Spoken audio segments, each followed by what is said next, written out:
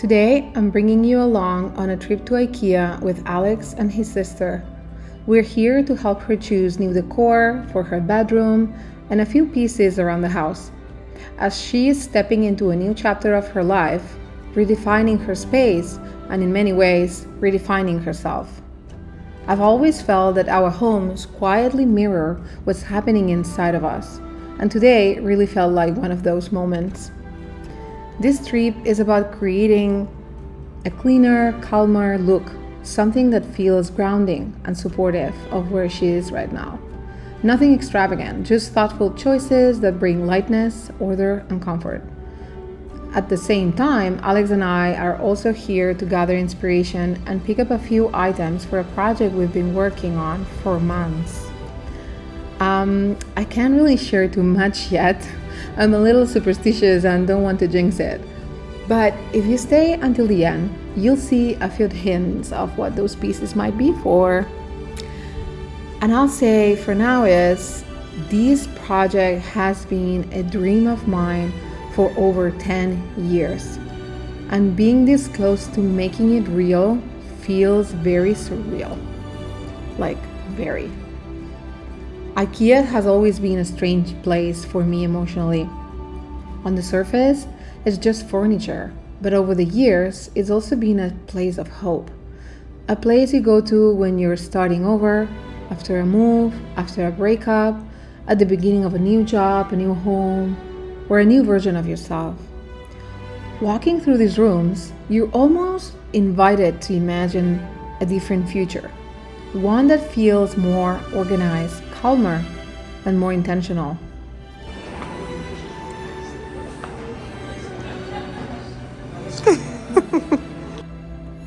It also makes me reflect on how much we take for granted living where we do.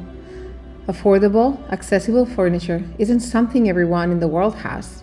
In many places, furniture is a lifelong investment, something you inherit, repair, and carry with you for decades. That perspective really changes how you look at what you bring into your home. I think that's why I've become more mindful about trends and constantly changing decor, chasing what's new. There's so much pressure to update, replace, and follow what's new, but I don't think that's necessary.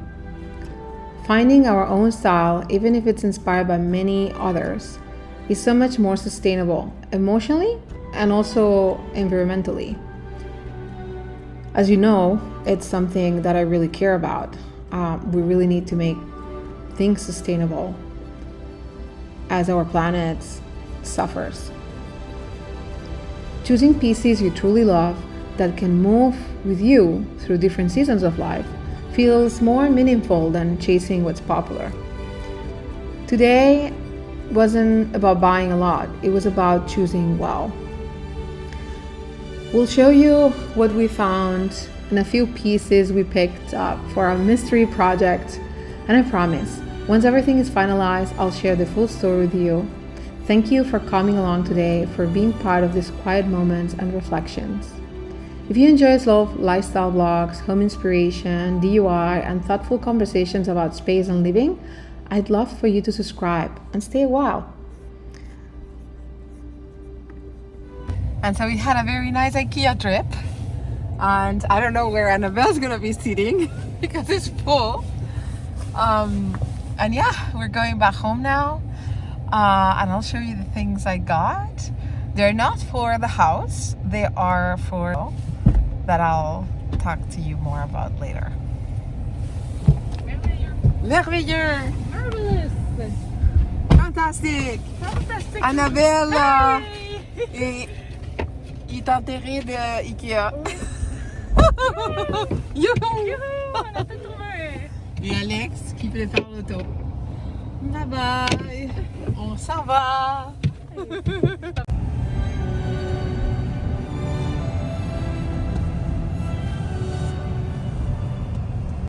So I got this to make it a little Christmassy, and I also got the Devala Full Queen.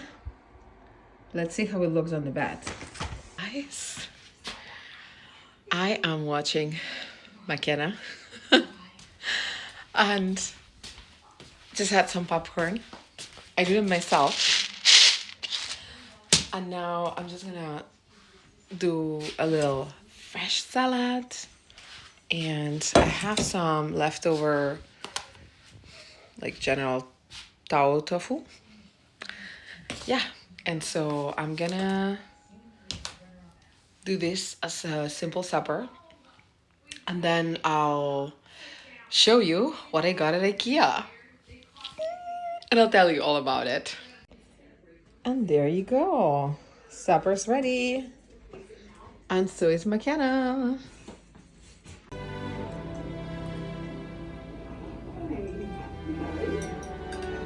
Good morning, guys. It's almost 11 a.m. Last night, we were playing on pills almost immediately. It was like 8. Cup of running, and I was like, why